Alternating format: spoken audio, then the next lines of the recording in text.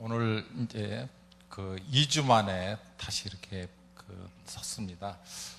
오늘 뭐 무엇보다도 오늘 대표 기도를 하시는 자매님 제가 들으면서 너무 기도하면 너무 은혜가 됐습니다. 감사합니다. 예.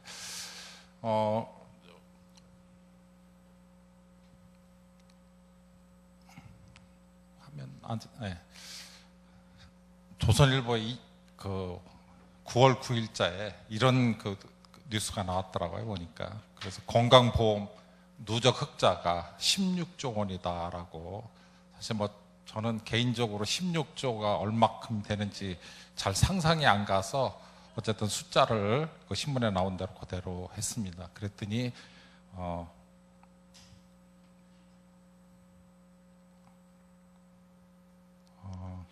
그것도 더 느리겠네. 이게 최고로 느린 줄 알았더니 그랬더니 보니까 첫 번째는 건강한 노인이 늘어나고, 두 번째는 암 발생률이 줄고, 그다음 세 번째는 불황으로 병원에 안 간다라고 그렇게 분석을 해놨더라고요. 그래서 저는 가만히 생각하고서 요즘에 제가 개폭교회에서 건강 세미나를 하는데 벌써 효과가 나타나고 있나 네?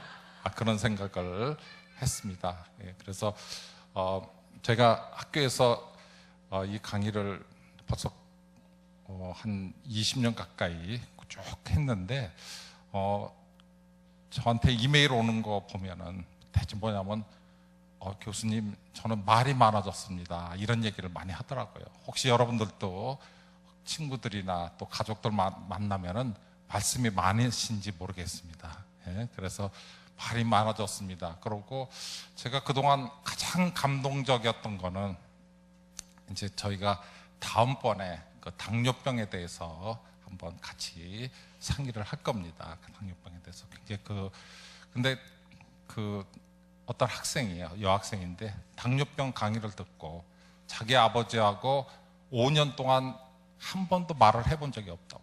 자기 아버지가 너무 미워가지고 그리고 따로 살고 그래가지고 한 번도 얘기를 해본 적이 없는데, 아버지가 당뇨병인데 한 번도 말을 한 적이 없는데 그거 보니까 아버지가 너무 불쌍해 보이더라는 거예요. 그래가지고 먼저 연락을 해가지고 당뇨병 강의한 노트를 놓고 설명드리면서 빨리 나시고 건강하시라고 했더니 아버지가 막 우시더라고. 그 얘기를 이메일로 이렇게 보내줬. 제가 가장 감명 깊었던 건데, 아마 우리 개폭교회에서 이렇게 건강 세미나 한 것이 건강한 노인이 아니고 건강한 성도가 많이 늘어나가지고 누적 흑자가 16조 아니면 100조가 되더라도 늘려가지고 건강해가지고 우리가 나머지 돈으로 북한도 돕고 우리 북한 선교를 위해서, 세계 선교를 위해서 쓰면 더 좋을 것 같습니다. 제가 지난주에 사실 제가 보기에는, 여러분들이 느끼기에는 어떻게 느꼈는지 몰라도 정말 중요한 강의가 지난번에 있었던 것 같아요. 그래서 한번 리뷰를 하면서 조금 빠진 거, 부족한 거를 보충을 다시 이렇게 하도록 하겠습니다.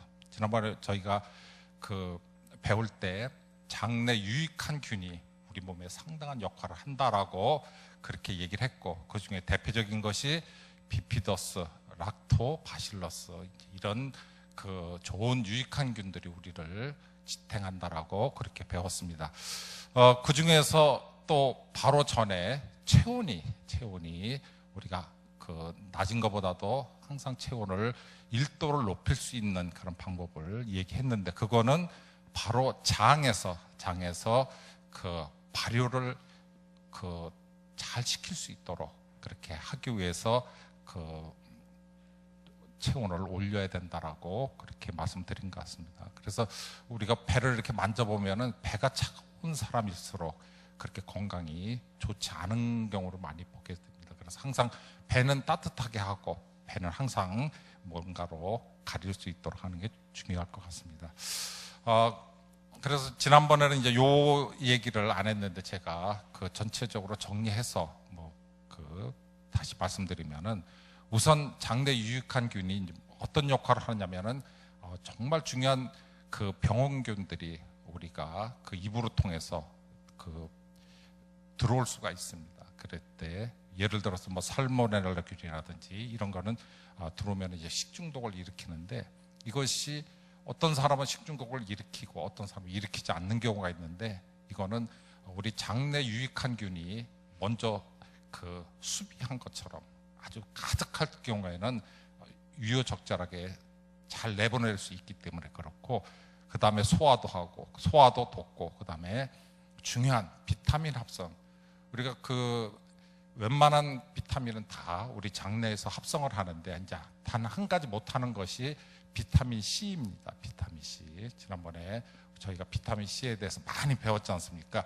비타민 C를 우리가 그 스스로 합성을 못하기 때문에 비타민 C만은 그 외부에서 보충을 꼭 해야 된다라고 그때 말씀을 드렸던 것 같습니다.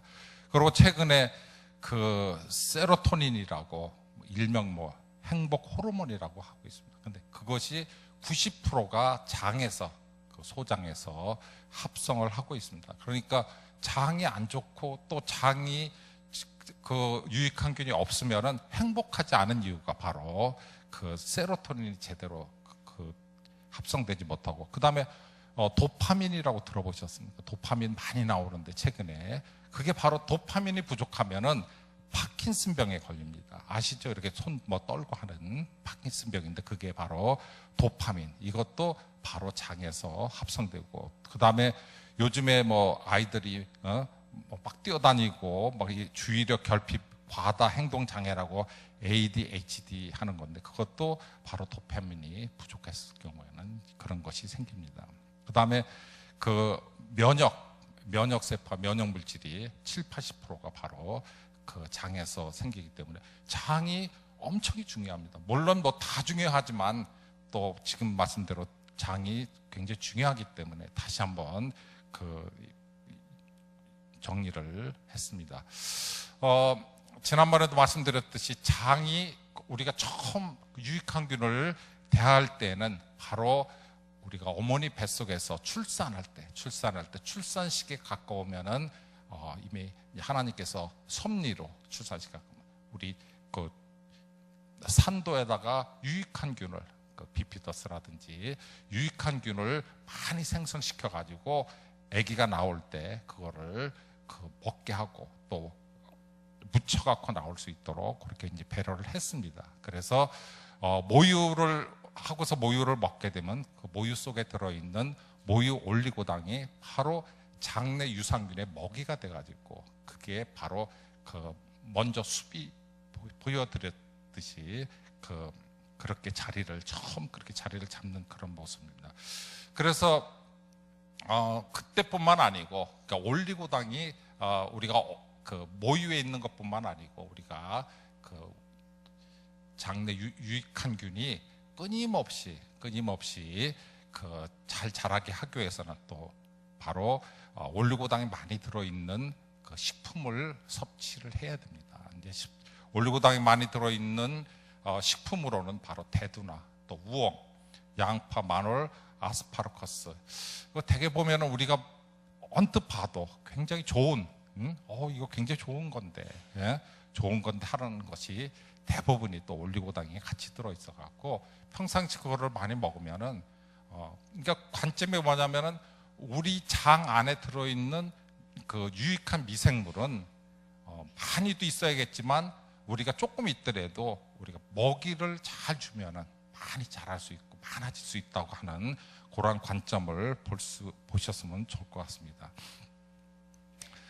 그래서 지금 뭐 아토피라든지 여러 가지 문제가 되는 것은 바로 장누수 증후군이라고 하는 이런 것 때문에 생긴다고 말씀드렸고, 그 다음에 소장에서 하는 일은 바로 우리가 먹은 거에 대한 가장 그 영양소를 흡수하는 겁니다. 흡수하기 때문에 영양소가 아닌 걸 흡수하면은 문제가 생깁니다. 바로 포도당이라든지 아미노산이라든지 지방이 분해된 지방산 그리세롤이 바로 그 흡수를 하는데, 이 흡수할 때 그 관여하는 것이 바로 장내 미생물이 관여를 하게 됩니다. 그래서 이 그림은 지난번에도 몇 번 보여드렸지만 프로바이오틱스라고 좋은 균들이 장점막에 꽉 차 있어갖고 외부에서 그 나쁜 놈들이 침범을 못하도록, 적이 침범을 못하도록 병영균도 막고 막 이렇게 하는 것을 지난번에도 잘 또 말씀을 드렸던 것 같습니다. 그래서 만약에 우리가 우리 몸을 잘못 다뤄가지고 아니면 문제가 생겨가지고 그 소장에 구멍이 뚫리게 되면은 이렇게 그 미생물이 제대로 안 들어가고 구멍이 뚫리게 되면은 어떤 문제가 생기냐면은 아까 말한 살모넬라균이라든지 여러 우리 혈액 속에 들어와서는 안 되는 것들이 이렇게 들어오게 되면은 바로 흡수가 돼가지고 혈관을 통해서 어디로 가게 되냐면은 이제 간으로 가게 됩니다. 그래서 이 과정 자체가 뭐 우리가 하고 싶어서 하는 게 아니고 우리가 알지도 못하지만 하나님께서 이미 이렇게 흡수된 거를 간으로 해갖고 이제 간에 저장하기 전에 뭘 하게 되면 이제 해독을 다시 한번 합니다. 혹시 잘못된 게 들어오지 않았나 하고서 또 이렇게 해독을 하게 됩니다. 참 신기하지 않습니까? 예?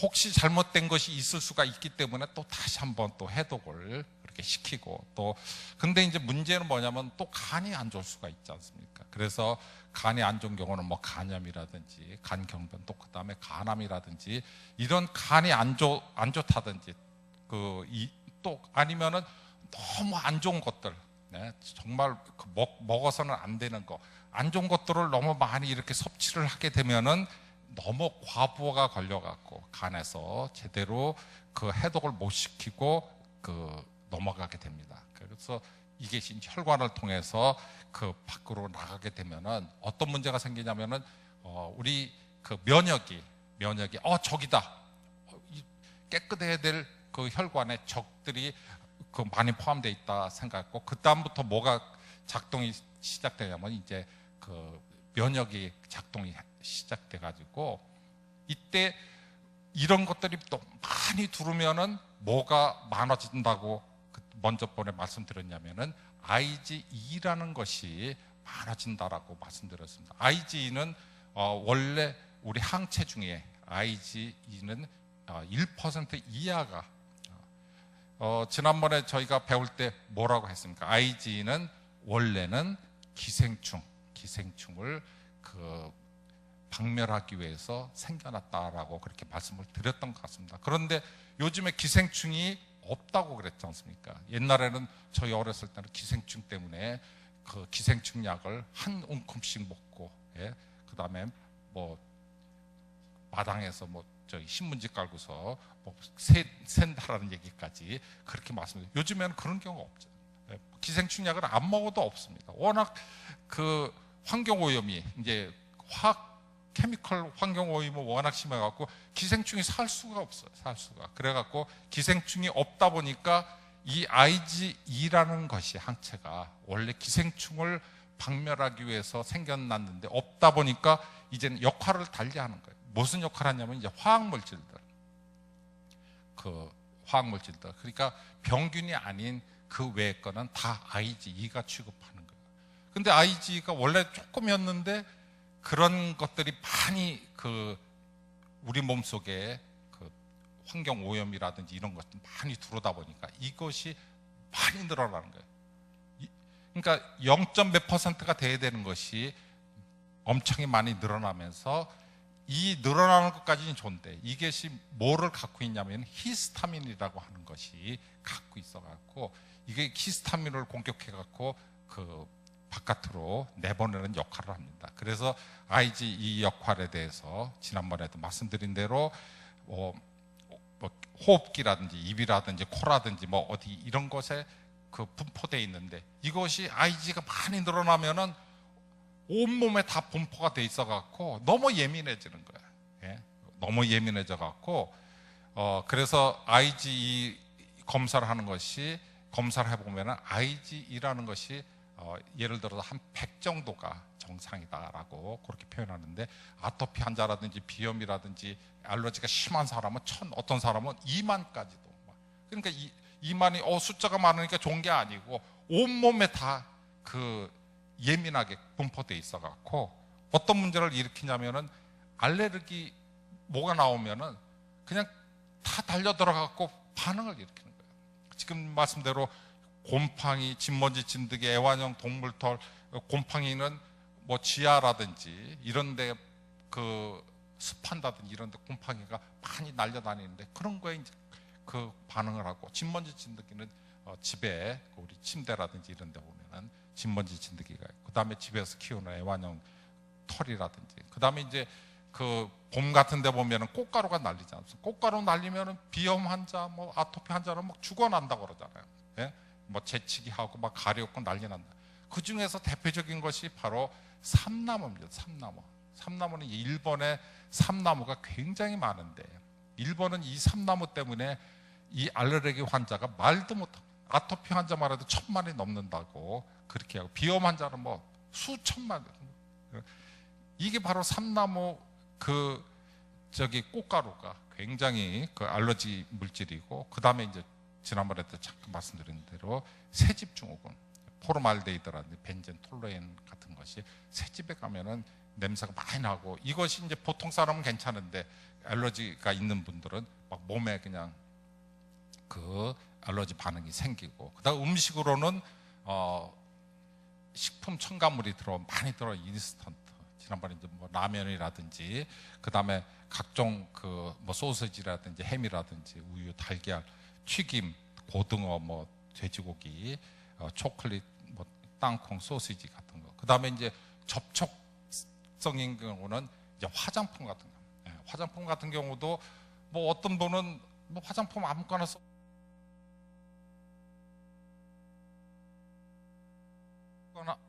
아무거나 써도 아무 문제가 없는데, 어떤 분은 화장품만 쓰면 뭐 얼굴에 뭐 나고 난리 나는 경우가 있어요. 그래서 이런 경우, 또 옷도 잘못 입으면 또 금속, 뭐 귀걸이, 이런 것들이 전부 바로 그런 알레르기로 나타나는 원인 물질이 됩니다. 그래서 이거는 일본의 그 삼나무를 나타나는 거고, 이게 이제 피부로 나타나면 이렇게 그 아토피로 나타나고, 코에 집중적으로 알러지적인 히스타민이 반응하면, 그러니까 꽃가루가 날려가지고 그 코 속으로 이렇게 들어갈 수가 있는데, 보통 사람은, 정상적인 사람은 아무렇지도 않은데 이렇게 Ig가 높아갖고 히스타민 많은 사람은 이것이 과잉 반응을 일으켜가지고 이렇게 막 코가 난리 법석을 피는 그런 그 문제를 일으키고, 그 다음에 이제 천식 있지 않습니까? 천식도 바로 이제 알러지 때문에 뭐 기침하고 그냥 기침이 멈추지 않고 하는 그런 것도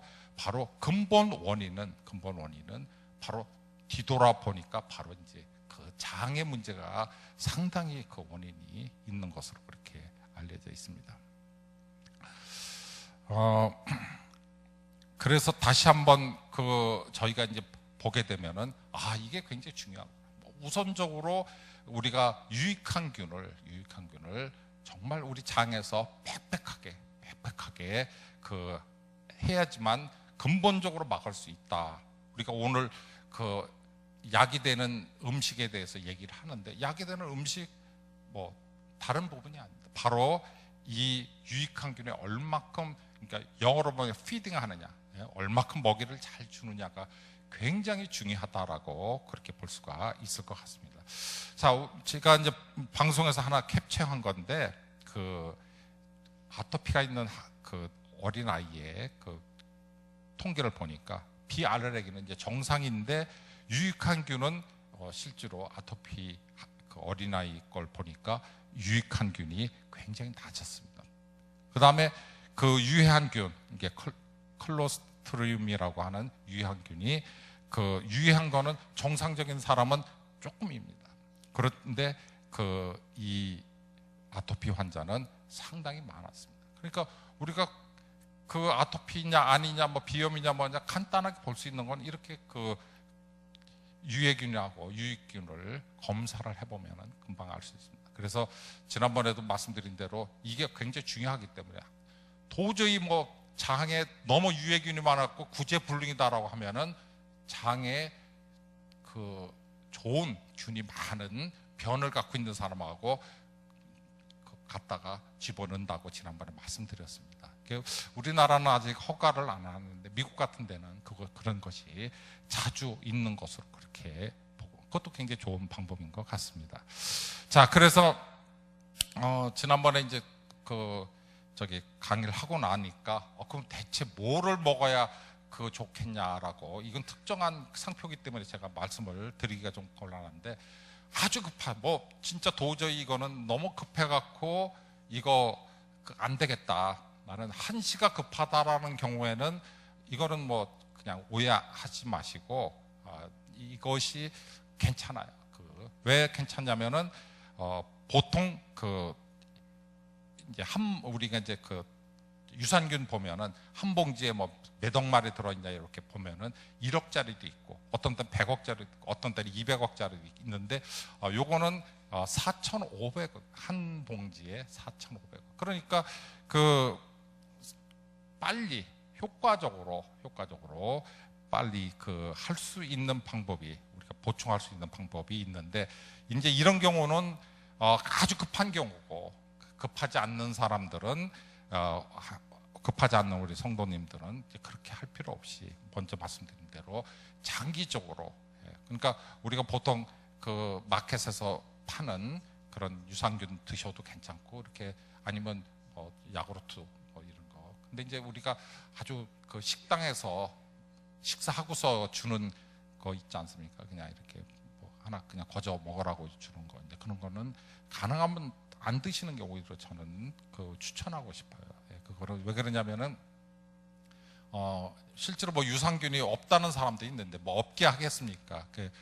제가 알기에는 그냥 몇 천 정도 그렇게 들어있는데, 그거에 비하면 이제 당분이 워낙 많이 들어있어 갖고 유익한 것보다는 유해하다라고 하는 사람들이 많아 갖고 그냥 식당에서 주는 거 그냥 안 받아 오셔도 더 좋을 것 같습니다. 그래서 우리가 장기적으로 보면은 가능하면 이제 발효식품을 많이 드셔야 된다. 김치라든지 된장이라든지 청국장이라든지 요구르트, 그 다음에 막걸리는 잘못 넣네.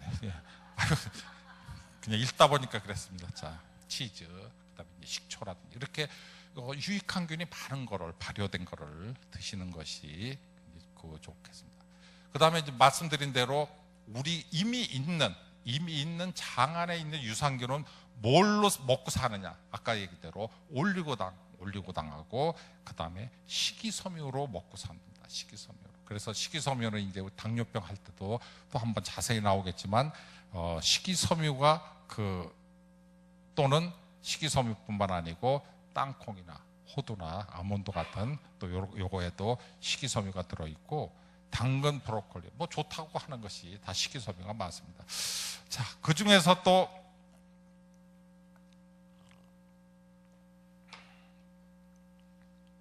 어떤 분은 해조류 있지 않습니까? 미역, 김, 다시마 아주 싫어하시는 분이 있더라고요. 저는 개인적으로는 참 이해가 안 갑니다. 그렇게 맛있는 거를 왜 싫어하는지를 저는 개인적으로는 이해가 안 가는데, 그건 개인 취향이니까 그건 할 수 없지만, 어떤 분은, 저는 해조류 미역국 찜질방에 가면 미역국 주지 않습니까? 그게 너무 맛있더라고요. 그러니까 미역국 굉장히 좋아합니다. 또 김도 좋아하고 참 굉장히 좋은데, 그게 물론 여러 가지 성분으로 좋은 것도 많지만 말씀드린 대로 식이섬유가 많은 것이 굉장히 유익하다. 그것이 바로 우리 장내에 있는 유익한 균의 먹이가 된다. 그렇게 생각하시면은, 혹시 그동안에는 먹기 싫어서 이거 어떻게 먹냐 했는데, 지금부터는 이제 다시 한번 생각해 갖고 내 장 속에 있는 유익한 균의 먹이 좀 오늘 줘야겠다, 이렇게 생각하시고 좀 많이 그렇게 드시기 바랍니다. 자, 요거는 이제 지금 여태까지 한 부분에 대한 또 복습 겸 또 다시 빠뜨릴 수 있는 부분에 대해서 말씀을 드렸고, 또 이제 그거 연관시켜 가지고 우리 이제 약이 되는 식품의 이제 가장 기본적인 것부터 한번 말씀을 드리겠습니다. 지금은 현미 얘기하면은 아직도 현미 얘기하느냐고 그렇게 하고, 인터넷에서 현미 찾아보면은 이 현미가 아니고 가수 현미가 나오는. 그래서 지금은 워낙 잘 알려져 있기 때문에 현미에 대해서 많이 알려져 있고 그런데 제가 이제 교회에서 이렇게 강의도 하고 이제 이런 초기만 해도 아직도 현미를 안 드십니까? 예? 꼭 현미 드세요. 이렇게 하고 막 사정사정 할 정도였습니까? 현미가 거칠어서 어떻게 먹어? 뭐 또 농약이 많아서 어떻게 먹어? 하고 막 별 질문이 많이 있습니다. 자, 그 쌀의 구조가 우선 가장 중요하기 때문에 가장 기초부터 한번 살펴보겠습니다. 그래서 쌀의 구조를 이렇게 보면은 배아, 그 다음에 전분층, 완교층, 미강층인데 배아라고 해서 다른 말로 하면 이제 쌀룬이지 않습니까? 쌀룬이 66%, 그 다음에 전분, 껍질 뭐 이렇게 해가지고 하는데 실제로 우리가 뭐 보통 식당이나 이런 데 가서 먹는 이제 백미는 다 제하고 전분 5%만 먹는 겁니다. 이렇게 돌이켜보면은 이것도 이해가 안 갑니다. 그렇지 않습니까? 이거 왜 이런 일이 생겼을까? 예? 지금도 이해가 안 가고, 이해가 안 가는 부분이 왜 쌀룬 66%, 그 다음에 29%를 다 제하고 왜 5%만 먹는지, 지금도 저도 잘 이해가 안 갑니다. 그래도 다 먹고 있습니다. 식당에 가면은 다 이렇게 주지, 여기다가 뭐 현미를 줬다 하면은 왜 현미를 안 주세요? 그러면은 그 손님들이 싫어해서 못 준다. 주고 싶어도 못 준다. 그래서 참 이해가 안 가는 부분인데 저희가 이제 사진이 잘 나올지 모르겠지만 3분도, 5분도, 7분도 백미로 보면은 이제 분도라고 하는 거는 바로 얼마큼 몇 번을 깎느냐라고 하는 거를 분도라고 하는데 그냥 우리 완교층만 벗겨낸 것이 이제 순수한 현미입니다. 그 다음에 한 번, 두 번, 세 번 하면은 3분도, 5분도, 7분도, 이제 백미는 10번 내지는 12번까지. 예, 진짜 나는 백이 민족이기 때문에 흰 거를 먹고 싶다라고 하시는 분들은 이제 12번, 13번짜리를 먹어야 됩니다. 그러면 이게 역사적으로 보면은 가만히 생각하면은 뭐 일본에 가보셨든지 아니면 뭐 일식집에 가면 유난히 흰 밥을 주지 않습니까? 그렇죠. 그래서 이게 일본 사람들이 좋아하는 거고 또 우리가 원래 그렇게 먹질 않았었는데 이제 일본 사람들이 와가지고 뭐 정미소 같은 걸 만들면서 이렇게 자꾸만 해서 흰쌀을 먹게 되지 않았는가 이제 이런 생각도 들게 됩니다. 그래서 원래는 현미라고 하는 거는 원래 현미라고 하는 거는 아주 영양적으로는 완벽하다. 영어로 하면 퍼펙하다라고 그렇게 표현하는 것이 가장 좋을 것 같습니다. 근데 우리가 글쎄 뭐 맛이 더 좋아서 저는 지금도 이해가 안 갑니다. 현미도 드시고 백미도 드셔봤지만 현미를 먹던 사람은 백미를 잘 못 먹습니다. 왜 이렇게 맛이 없는지 싱거워서 못 먹습니다. 그럴 정도인데 왜 이해가 안 간다라고 하는데 하나님께서 우리한테 주실 때는 완벽하게 주신 겁니다. 완벽하게. 그래서 현미의 영양을 보면은 단백질, 탄수화물, 미네랄, 아미노산, 칼슘, 뭐 각종 비타민, 비군의 필수 암미 영양소가 22종이 다 있고 그 다음에 비타민이도 4배, 칼슘도 8배, 뭐 식이섬유도 뭐 월등하다. 이렇게 월등한데 왜 백미를 먹습니까? 네.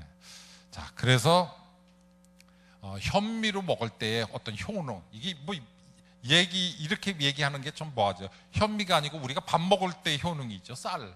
예, 근데 이제 현미라고 그렇게 표현을 했을 때 보면은 이 혈관 질환이 상당히 좋다. 또 피로 회복, 또 변비도 개선된다. 자, 변비는 아까 말씀대로 식이섬유가 현미에는 많기 때문에 또 유익균의 먹이가 된다.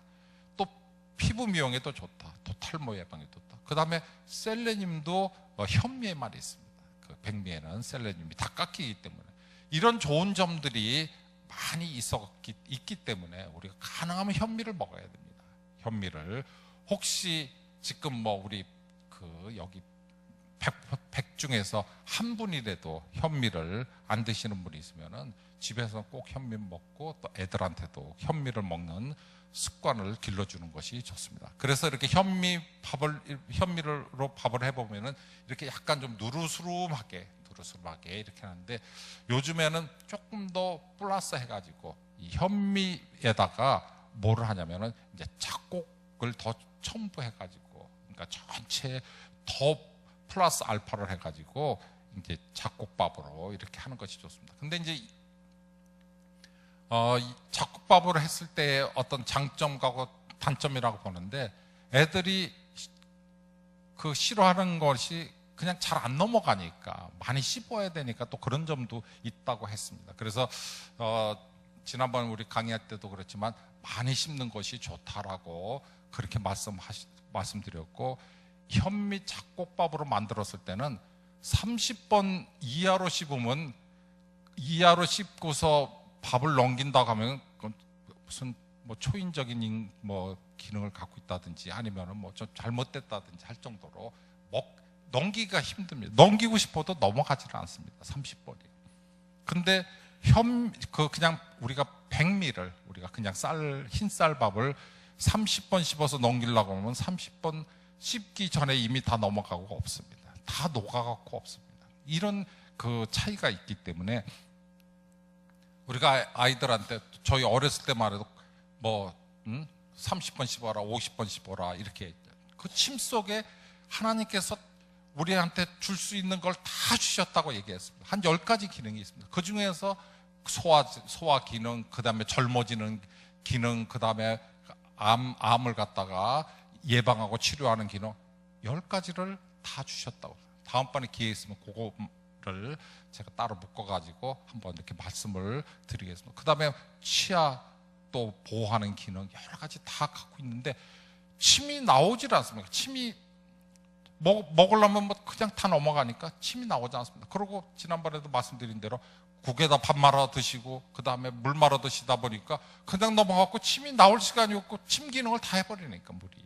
그러니까 그런 문제가 있는데, 실제로 그 암 환자들한테는 100번, 150번 씹으라고 하는 이유가 그 안에 항암 물질이 엄청이 들어 있습니다. 그래서 우리가 현미 작곡밥을 먹어야 되는 이유 중에 하나가 많이 씹어갖고 침을 많이 생산하는 그런 역할을 하기 위해서, 그래서 현미 작곡밥을 먹어야 합니다.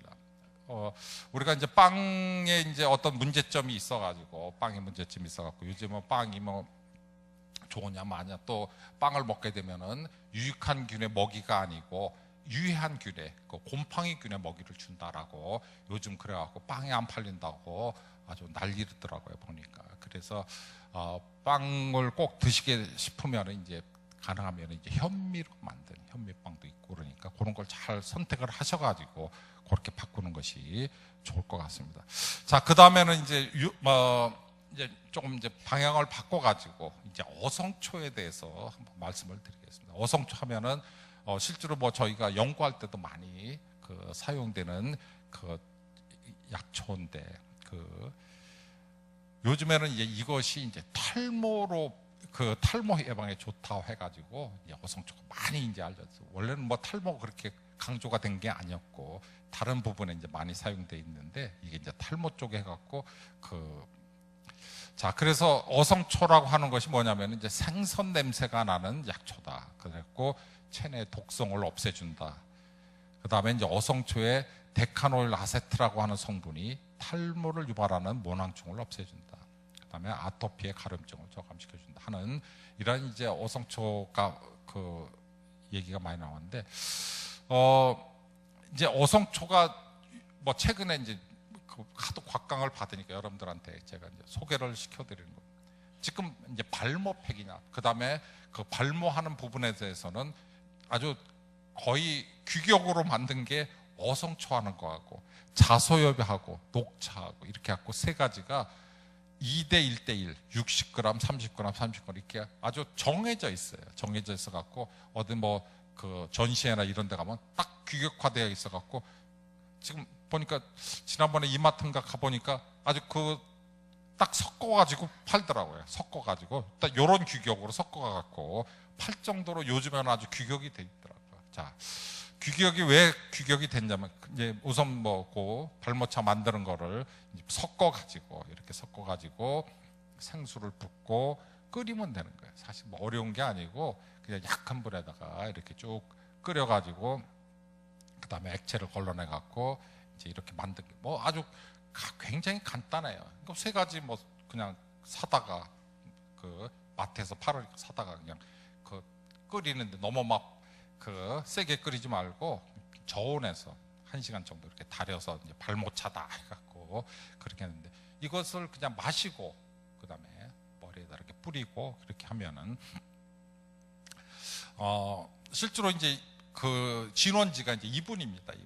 이분이 이제 그 현재 그 발모 쪽에 그 연구하는 이제 의사신데 본인 자체가 26살 때 뭐 이렇게 됐는데 이거를 먹고 발랐더니 이렇게 풍성한 머리가 됐다라고 이제 그렇게 해서 이것이 아주 방송에 엄청이 많이 나옵니다. 그래서 저는 뭐 이제 이거를 다 좀 어성초 자체는 상당히 중요한 거기 때문에 제가 이제 그동안 뭐 제 연구하는 데 많이 사용돼 있는데 지금은 이 말이 나오고서부터 시중에 어성초가 없어요. 구하기도 힘들고 여러분들도 아주 잘 구하시면 잘 구할 정도로 가격도 몇 배로 올라 버렸습니다. 그래갖고 혹시 관심 있으신 분들은 그렇게 그다음에 이제 먼저 말씀드린 대로 이제 연세가 드시면 드실수록 자꾸 머리가 빠지니까 굉장히 고민이 되는데 이제 이런 것도 잘 사용하면 좋을 것 같습니다. 자, 그다음에 저희가 이제 소개해드릴 거는 이제 토마토에 대해서 이제 가장 기본적인 말씀만 우선 드리겠습니다.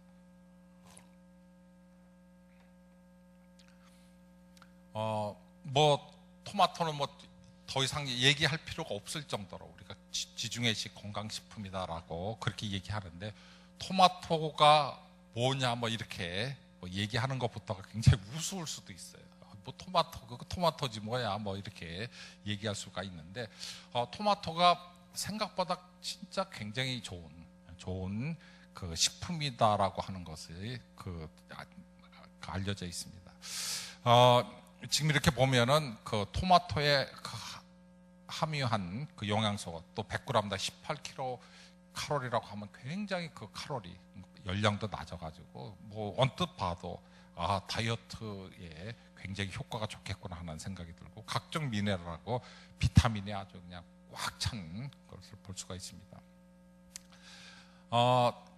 토마토 하면은 뭐 대표적인 것이 바로 리코펜입니다. 리코펜이고 영어로는 이제 라이코펜이라고 하는 이제 항산화 물질이 이것 때문에 이제 지금 곽광을 받을 뿐만 아니고 지금 이게 그 토마토가 굉장히 올라버려 가지고 옛날에는 뭐 시장에 가면은 뭐 그냥 굉장히 값싸게 구할 수 있었던 것이 토마토인데 요즘에는 토마토 가격이 너무 비싸요. 사실 제가 봐도 이게 토마토가 왜 이렇게 비싸? 먹고 싶어도 못 먹겠네 할 정도로 토마토 가격이 굉장히 비싼 건데 가만히 분석해 보면 비쌀 만도 하다네 보니까 한번 왜 비싼가 한번 연구를 한번 해보겠습니다.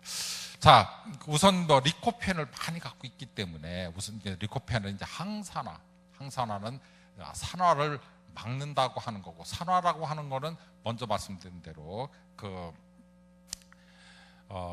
그렇고 그 다음에 이제 먼저 말씀드린 대로 이제 활성산소를 제거한다. 활성산소는 우리 모든 질병의 또 원인이고 또 늙게 하는 노화를 시키는 건데 리코펜은 이제 항산화 물질이면서 또 항암 물질이다. 또 이게 굉장히 신기한 것이 뭐냐면은 이게 남성이 이 토마토를 먹게 되면은 주로 어디에 몰리냐면은 전립선에 리코펜이 대부분에 몰린다고 그러더라고요. 그것도 굉장히 또 신기해요. 전립선에. 그 다음에 이제 여성들 같은 경우는 그 유방암 예방에 굉장히 효과가 있어가지고 남성, 여성 양쪽에 굉장히 효과가 있고 아까 얘기대로 전립선 쪽에 많이 모이다 보니까 남성의 불임 예방을 또 이렇게 한다고 하고 그 다음에 요즘에 이제 그 심혈관 질환이 많은데 최근에 나온 거 봐도 그 뇌졸중 예방에도 상당히 좋고, 그 다음에 피부에도 상당히 좋아서 자외선으로부터 피부를 보호하는 그런 역할을 한다고 그렇게 되어 있습니다. 그래서 지금 대표적으로 그 토마토가 리코펜이 많았고, 리코펜을 어떻게 섭취하느냐가 굉장히 중요한데, 이것이 이제 그 토마토 요리를 어떻게 하느냐에 따라서, 예를 들어서 리코펜이 생토마토, 우리가 마트에서 사오는 생토마토가 리코펜이 100이라고 하면은, 익히면은 리코펜이 200으로 늘어나고, 그 다음에 올리브유를 넣고 익히면은 리코펜이 400으로 늘어난다. 그러니까 우리가 이제 보면은 토마토 소스 있지 않습니까? 토마토 소스가 바로 어떻게 한 겁니까? 익혀가지고 올리브유를 넣고 익혀가지고 이렇게 갈아 놓은 것이 바로 토마토 소스라고 보면 될 것 같습니다. 그래서 이것이 이제 리코펜이 최대로 많이 만든 그런 상태입니다. 이것이 이제 남성의 이제 전립선, 방광에서 이렇게 나오는 전립선 부분인데, 이것이 이제 정상인데 이게 비대해진다든지, 아니면 염증이 생긴다든지, 아니면은 여기 암이 생긴다든지, 이제 이런 경우가 이제 상당히 많아갖고, 그 남성의 아주 대표적인 그 질환 중에 하나인데, 이상하게 리코펜이 그 남성의 전립선에 주로 모여가지고 그 전립선 예방을 그렇게 해준다고 하니까 굉장히 그 남성들한테는 좋다고 그렇게 볼 수가 있을 것 같습니다. 그래서 이제 스파게티 같은 경우도 이제 그 토마토 소스를 스파게티 먹게 되면은, 가능하면은 그 토마토 소스를 먹는 것이 좋고, 그 다음에 알다시피 이태리 쪽에, 그 이탈리아 쪽에는 대부분에 이렇게 그 토마토 소스를 많이 사용하기 때문에 지중해식 건강식이라고 그렇게 얘기를 하고 있습니다. 요즘에 이제 그 해독 주스라고 하는 거, 아직도 우리 주부인데 해독 주스를 모르신다고 그러면은 주부로서는 A 학점은 아니고 C 학점 정도 그렇게 할 수 있을 정도로 해독 주스가 주부들 사이에는 너무 그 유행인데, 이 해독 주스에도 바로 토마토가 2개씩이나 들어갑니다. 그래서 해독 주스에는 가만히 보니까, 그 분석을 해보니까 가로 열고 유익균 먹이를 공급하는 공급체입니다. 해독 주스 많이 들어보셨잖아요, 그죠? 아직도 해독 주스 안 드시고 집에요?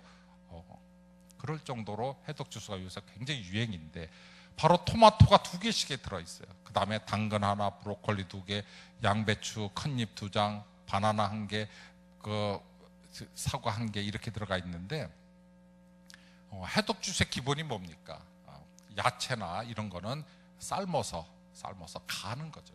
그 다음에 과일만 그대로 집어넣는 이런 건데, 채소를 익혀서 갈아 먹게 되면은 우리가 소장해서 흡수할 때, 그냥 채소를 그냥 먹으면 한 10% 정도 흡수하지만, 채소를 익히면은 그 한 60% 흡수되고, 그 다음에 채소를 익히고 갈면은, 아주 갈아갖고 먹게 되면 90% 흡수한다라고 하는 이제 그런 거죠. 그러니까 지금 보니까 어떻게 먹어야 가장 좋겠습니까? 바로 익혀가지고 갈아서 먹어갖고 필요한 영양소를 100%, 90% 이상 흡수할 수 있으면 좋겠습니다. 그래서 요즘에 해독 주스 굉장히 많지 않습니까? 그래서 그 관점을 이거네, 바로 뭐예요? 유익한 균에 먹이를 주기 위해서, 그 해독 주스를 만든다라고 그렇게 생각하면 좋을 것 같습니다. 그 다음에 이제 식초에 대해서 한번 말씀드려요. 식초도 여러분들이 너무 잘 아는 것이 이제 식초고, 또 식초에 대해서 얼마큼 할 얘기가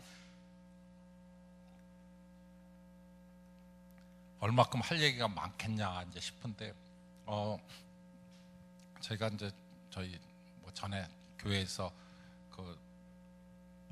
재직 세미나 할 때 식초에 대해서만 한번 특강해달라고 해갖고, 제가 서서 3시간 동안 한 번도 화장실을 안 가고 3시간 동안 식초에 대해서만 했습니다.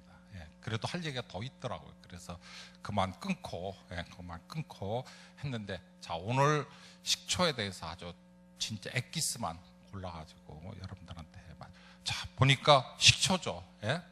어디 뭐 많이 본 것 같지 않습니까? 식초입니다. 사과 식초, 뭐 무슨 식초.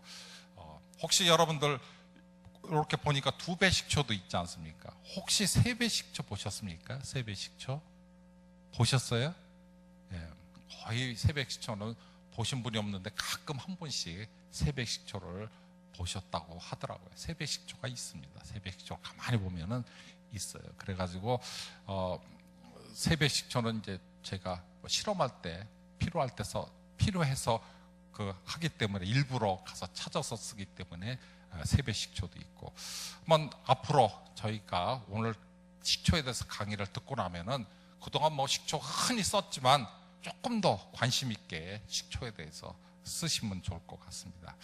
우선 뭐 식초 분류하면은 합성 식초냐 발효 식초냐, 발효 식초가 자연 발효, 주정 발효, 뭐 곡물 식초, 뭐 과일 이렇게 분류를 하고, 우선 이제 그 기본적인 얘기는 이제 빙초산이라는 게 있지 않습니까? 예.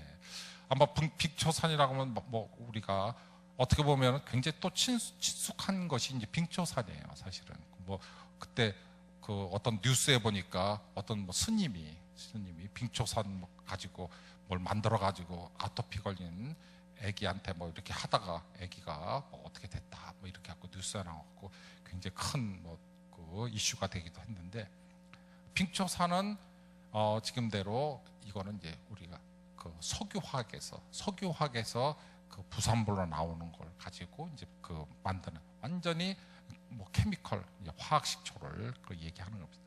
근데 이제 이거를 갖다 우리가 잘 구별을 못해요. 지금은 이제 구별을 많이 해요. 저희 아시는 그 집사님이 식당을 하는데 제가 이 빙초산하고 얘기를 했더니 깜짝 놀라더라고요. 아니 빙초산 그게 지금 흔히 우리가 쓰는 거 아니냐고. 우리가 중국집에 갔을 때 그 중국집에 가면은 뭐 양파하고 그 단무지 나오지 않습니까? 그러면 뭐 누가 시키지 않아도 식초 가지고 막 뿌린다고요. 그럼 왜 뿌리냐고 그러면은 뭐 소독을 한다고 하나 뭐 이렇게 그렇게 하는데, 시키지도 않아도 막 미리 막 뿌려가지고 다 흥건하게 만들어 놓지 않습니까? 예. 근데 우선 식초가 좋아야 되는데 대부분이 이제 그게 이제 빙초산을 희석시켜서 만드는 거기 때문에 그 우리가 단무지나 양파가 소독하기 전에 우선 빙초산 때문에 몸이 안 좋아질 수 있을 것 같아요. 그래서 요것이 이제 원래 그 마트에서 요렇게도 팔지만 요것이 이제 변형이 돼 갖고 여기 방송이 녹음이 되기 때문에 제가 뭐라고 표현을 안 하겠는데, 이렇게 그 합성 식초를 이렇게 만들어 가지고 이렇게 식당에 공급을 합니다. 희석시키면 다른 게 없습니다. 그냥 희석시킨 상태에서. 그래서 우리가 이제 단무지나 뭐 이런 거 먹을 때 뭐 할 때 뿌리는 거, 또 아니면은 냉면 같은 거 먹을 때 뿌리는 것들이 상당수가 바로 합성 식초를 사용하는 경우가 많습니다. 근데 이게 신기한 거는 이런 합성 식초, 빙초산 이거는 거의 우리나라만 허가가 났고 다른 나라는 상상도 못하는 일입니다. 이것도 신기해요. 참 그것도 왜 그랬는지. 그거는 그 다른 나라에서는 우리 선진국 얘기겠죠. 다른 나라에서는 상상도 못하는 일이고.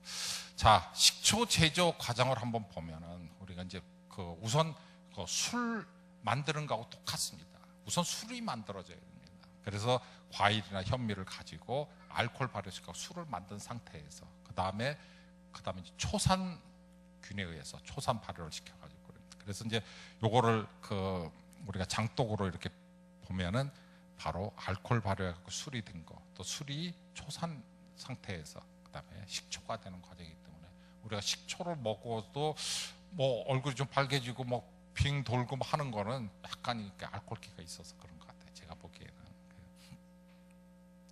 저도 술을 절대로 안 먹는다고 했는데 어떤 때는 식초 먹고 얼굴이 좀 벌거진 때가 있는데 아마 간접적으로 술도 먹은 것 같아요. 제가 보기에는.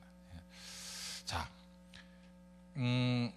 이 식초에 관해서는 이제 아까도 제가 잠깐 이렇게 말씀을 드렸는데 원래 보면은 1만 년의 지혜다. 이게 아주 히스토리, 그러니까 역사적으로는 이 식초만큼 또 역사가 오래된 게 없을 정도로 굉장히 오래된 거다.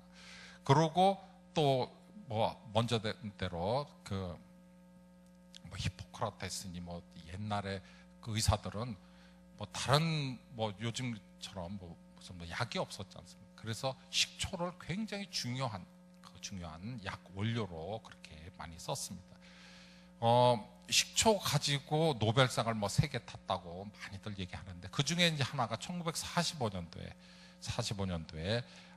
이 식초의 초산이 우리 그 에너지가 된다라고 그렇게 그러니까 음식물을 섭취했을 때 식초의 성분이 소화 흡수가 돼가 촉매질을 한다라고 하는 거하고 그 다음에 두 번째는 바로 1953년 뭐 크랩스 해로 뭐 그런 거 있지 않습니까? 그래서 두 번째로 탄 거는 1953년도에 식초를 마시면은 피로가 해소되고 소변이 맑아진다. 이게 두 번째.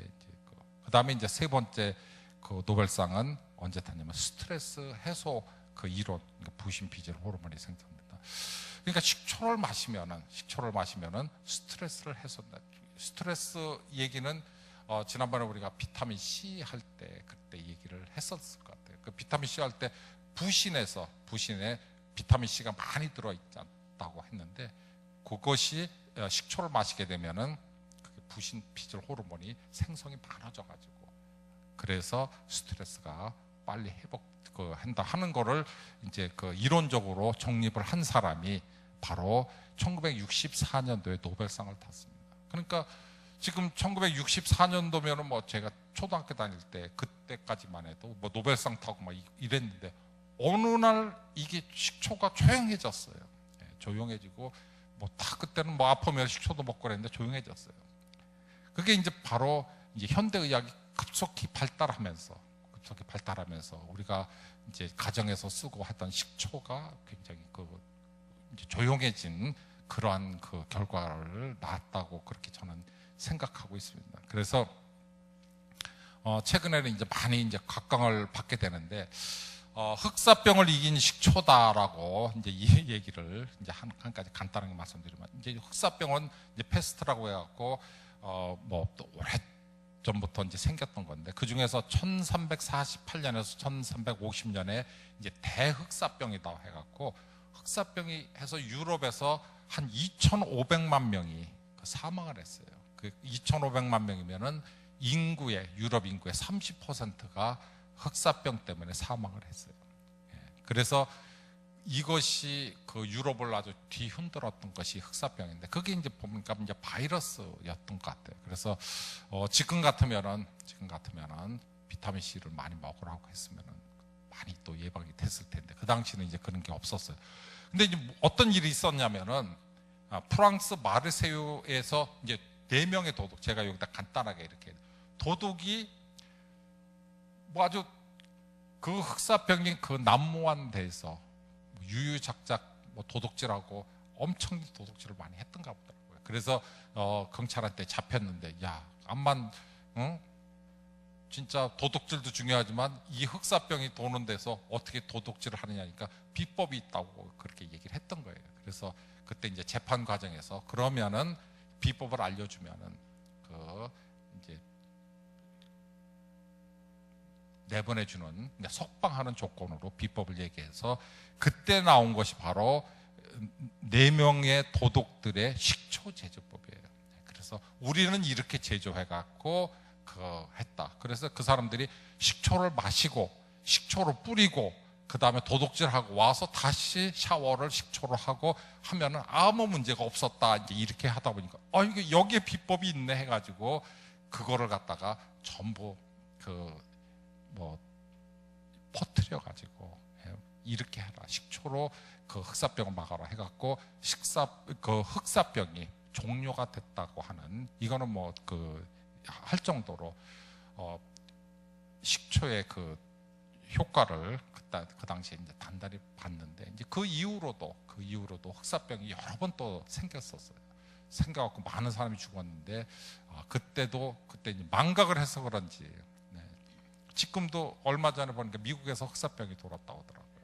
지금 같으면은 비타민 C하고 식초만 잘 먹어도 아무 문제가 없는데 개폭교회를 다녔어야 되는데 개법교회를 안 다니고 아니면 인터넷으로라도 이렇게 들었으면은 미국에서도 사는데 미국에서도 여러 명이 돌아가셨더라고요. 그 사명 때문에. 자, 우리 개법교회에 출석하는 것만으로도 너무 감사하게 생각했으면 좋을 것 같습니다. 자, 그 다음에 이제 식초의 다양한 효능. 그러니까 먹는 거 말고 다른 그 다양한 효능으로 보면은 그 뭐 여러 가지 있습니다. 뭐 운동화 빨대 그러니까 꼭 가만히 보면은 우리가 지난번에 배운 EM 있지 않습니까? EM하고 거의 효과가 비슷합니다. EM 나오기 전이니까. 그 다음에 저 밑에 보니까 김밥 썰 때 칼에다가 식초 묻혀갖고 써는 거 생각나시죠? 우리 어렸을 때 소풍 갈 때 보면 엄마가 김밥 썰을 때 보면 자꾸만 들러붙어가지고 막 그냥 안 떨어진다고 하는데 바로 칼에다가 식초를 바르고 하면 잘 썰어지는 뭐 이런 아주 다양한 EM 못지않은 그런 다양한 그 효과를 그렇게 발휘하고 있습니다. 자, 그러면 식초가 우리 몸에 좋은 이유를 간단하게 이렇게 설명드리면은 우선 젖산을 분해해서 피로를 풀어준다. 식초를 먹고 나면은 참 피곤한 것이 굉장히 줄어들어요.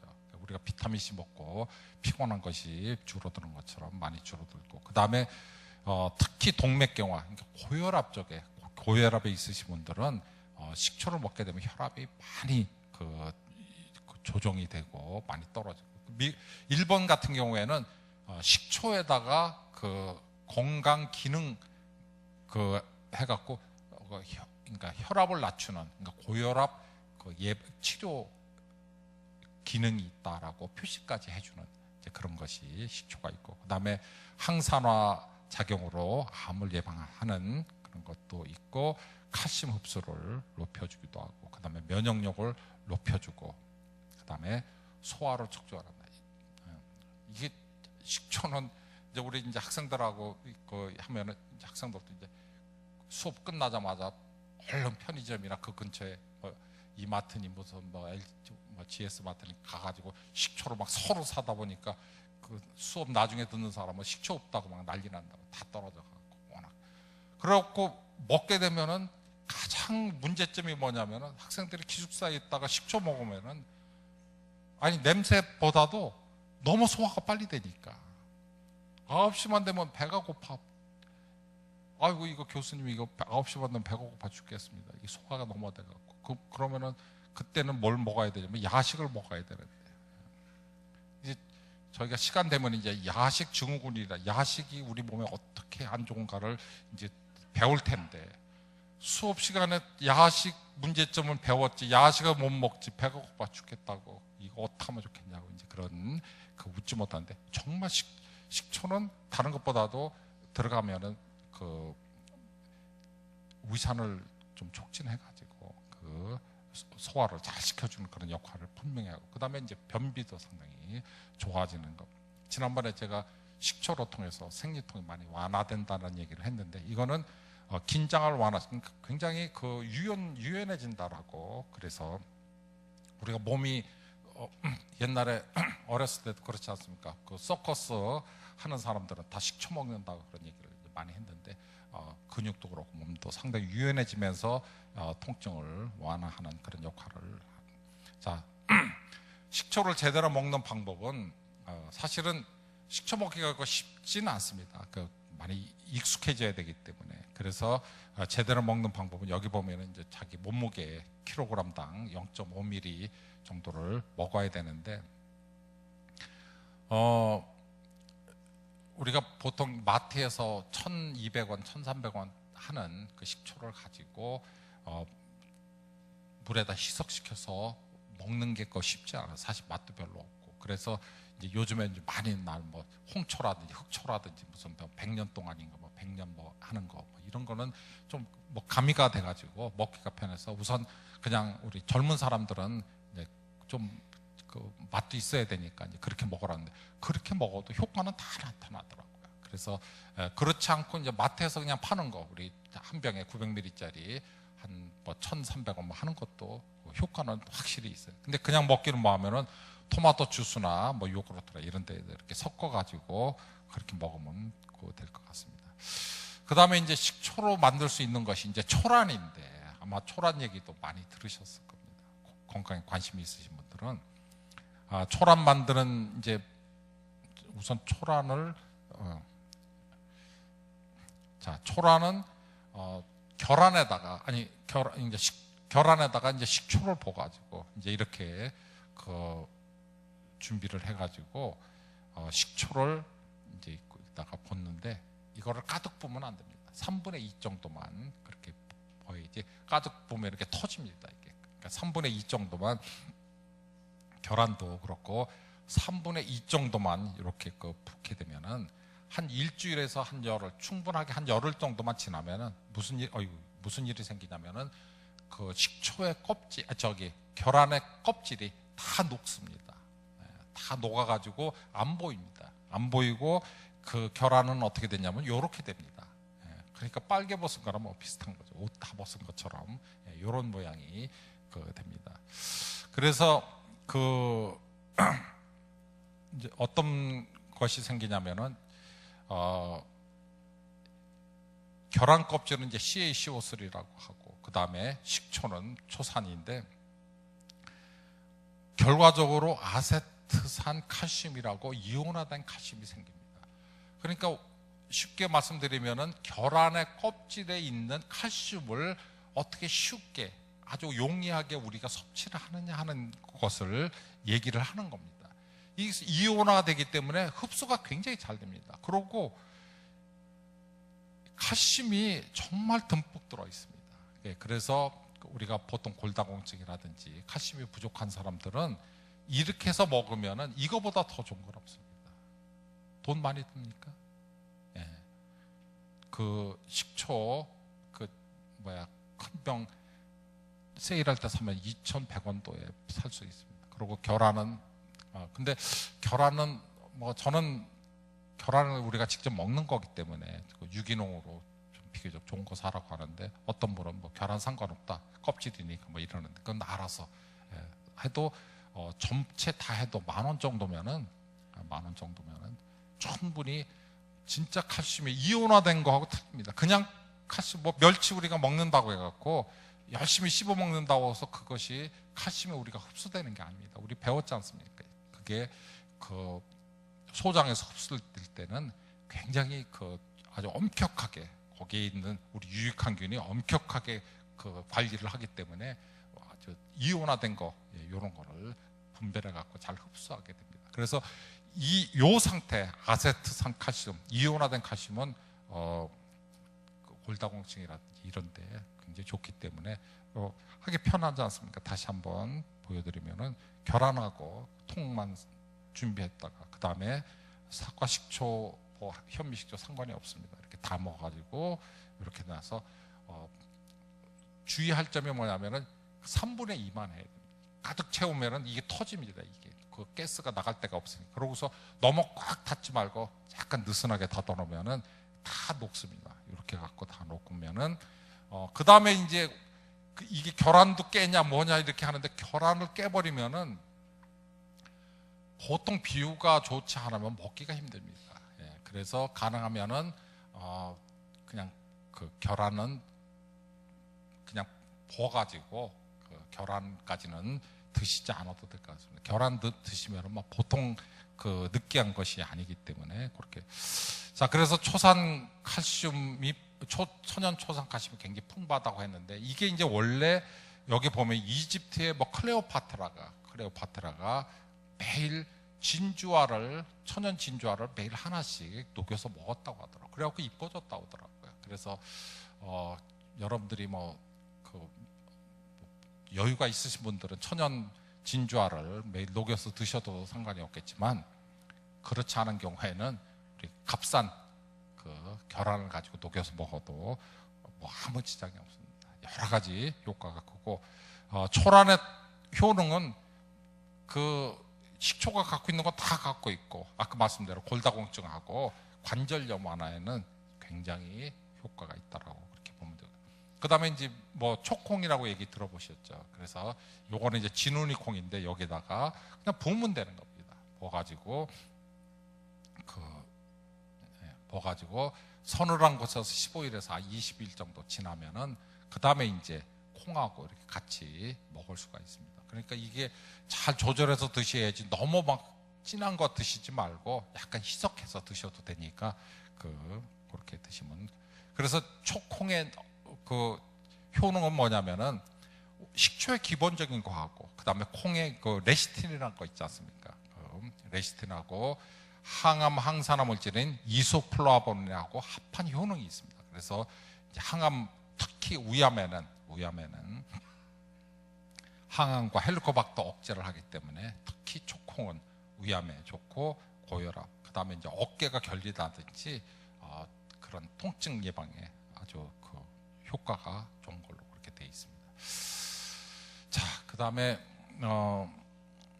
시간이 제가 3시 25분까지 할 예정이니까 시간이 될 때까지 좀 계속 하겠습니다.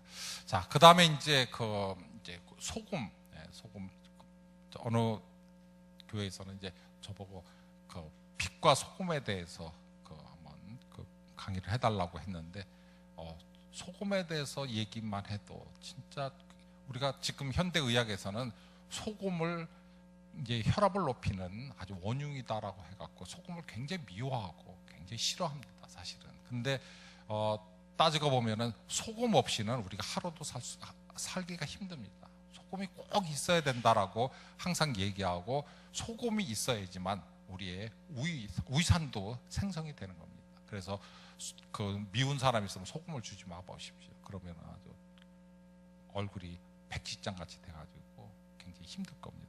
자, 그만큼 소금이 굉장히 중요한 겁니다. 근데 이제 지금 일반적인 소금은 얘기하면 시간이 많이 걸릴 것 같고 이제 주겸에 대해서 여러분들이 관심이 많은 이제 주겸에 대해서 잠깐 봐서.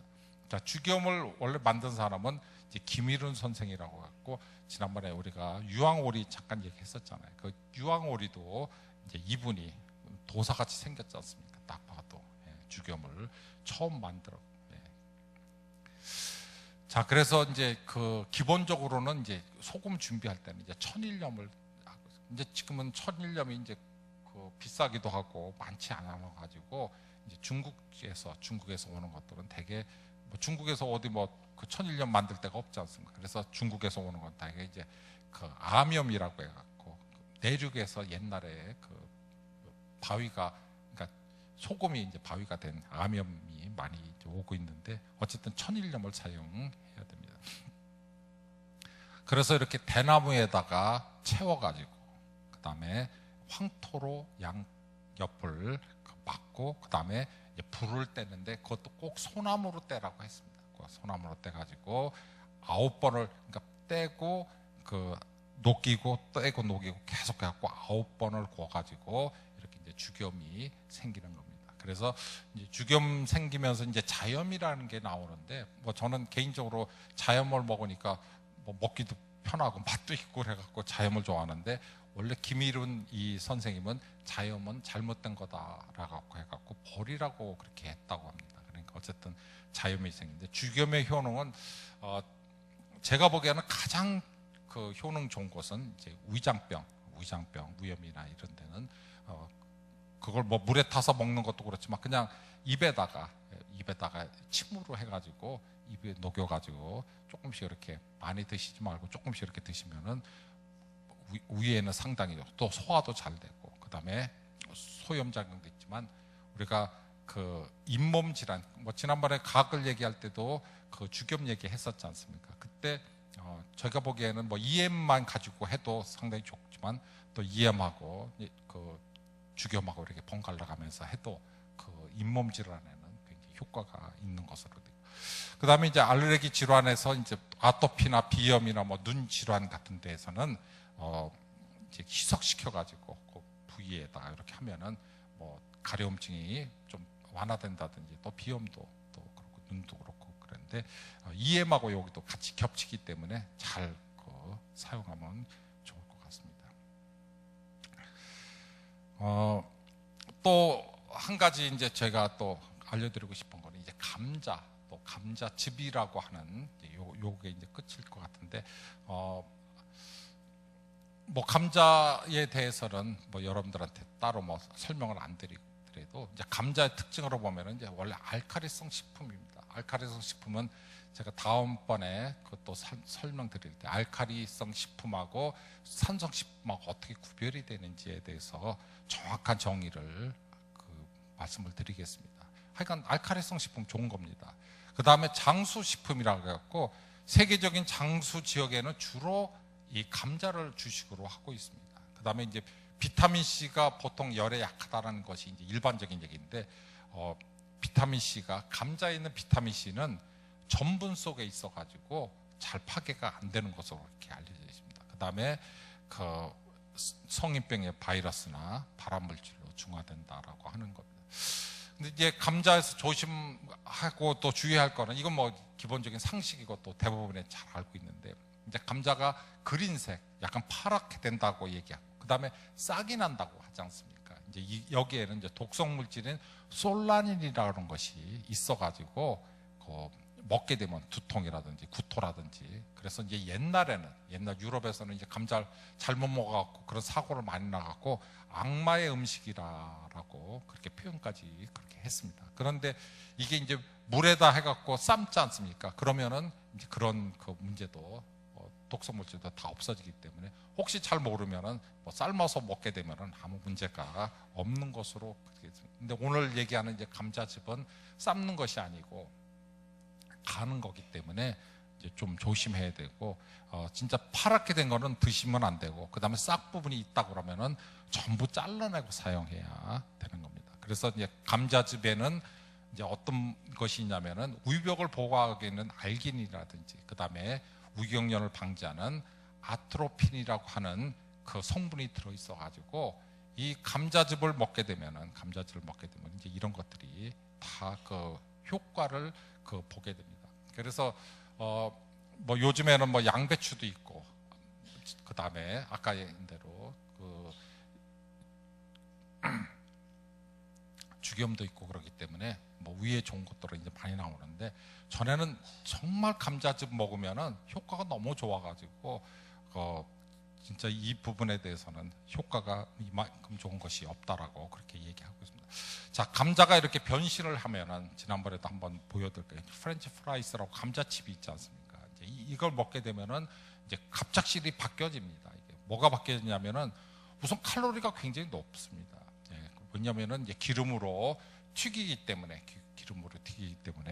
칼로리가 굉장히 높아집니다. 그래서 감자칩은 100g당 530인데 원래 찐감자라든지 생감자는 한 7, 80 정도뿐이 안 됩니다. 그러니까 우리가 뭐 맥도날드라든지 이런 데서 먹는 감자칩이 어쩌다 한번 먹을 수가 있겠지만, 이 칼로리 면에서는 우리가 뭐 밥공기 뭐 2공기 정도 해당하는 거고, 그 다음에 감자칩에서 프렌치 프라이에서 아크릴 아마이드라고 하는 발암 물질이 검출됐다라고 해가지고 우리 시민 단체에서 그 프렌치 프라이스를 두르지 못하게 막는 굉장히 그런 일이 있었습니다.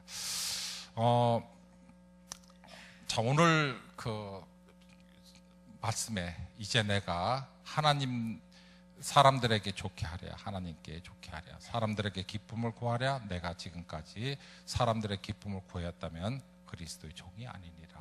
오늘 갈라디아서 1장 10절인데, 제가 처음에 대학원 졸업하고 이제 연구소에 들어갔더니 이제 회식을 하더라고요. 회식을 하는데 아까 말씀드린 대로 저는 믿고 나서 뭐 다른 거는 제가 뭐 잘못도 하고 뭐만 했지만, 술하고 담배는 절대 어떤 경우였든지 안 하겠다라고 그렇게 했었는데, 이제 회식을 하게 됐어요.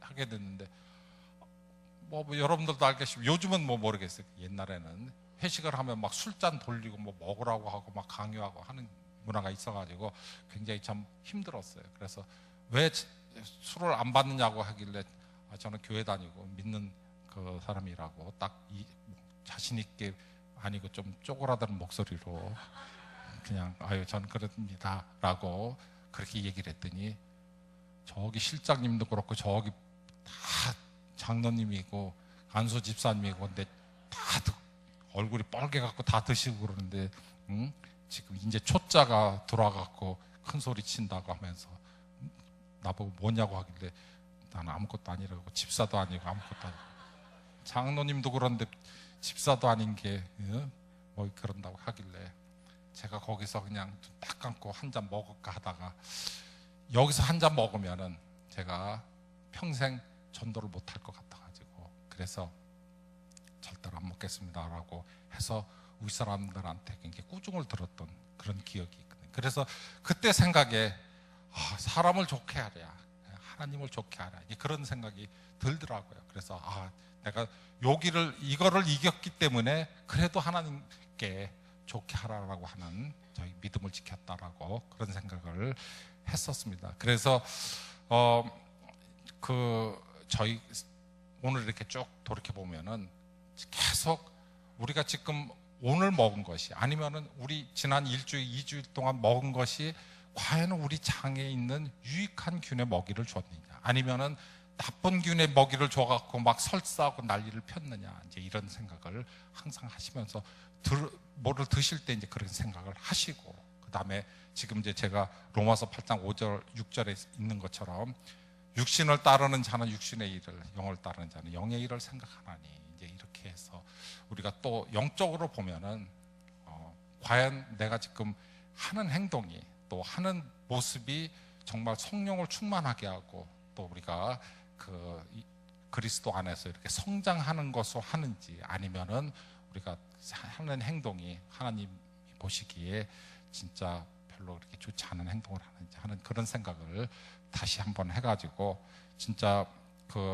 육신을 따르는 자가 되지 않고 영을 따르는 자는 영의 일을 생각하나니, 항상 그런 생각을 하시면서 우리 담임 목사님 말씀 들을 때마다 제가 너무 은혜를 많이 받고 그러는데, 진짜 막 영적으로 막 크는, 제가 키는 더 이상 크면 안 되고 막 영적으로 막 크는 그런 느낌이 많이 들었습니다. 오늘 제가 시간이 25분까지 하는데 24분 지금 딱 마쳤습니다. 오늘 너무 이렇게 경청해 주셔서 감사하고, 또 다음번에 좋은 말씀으로 같이 이렇게 나눌 수 있으면 좋을 것 같습니다. 감사합니다.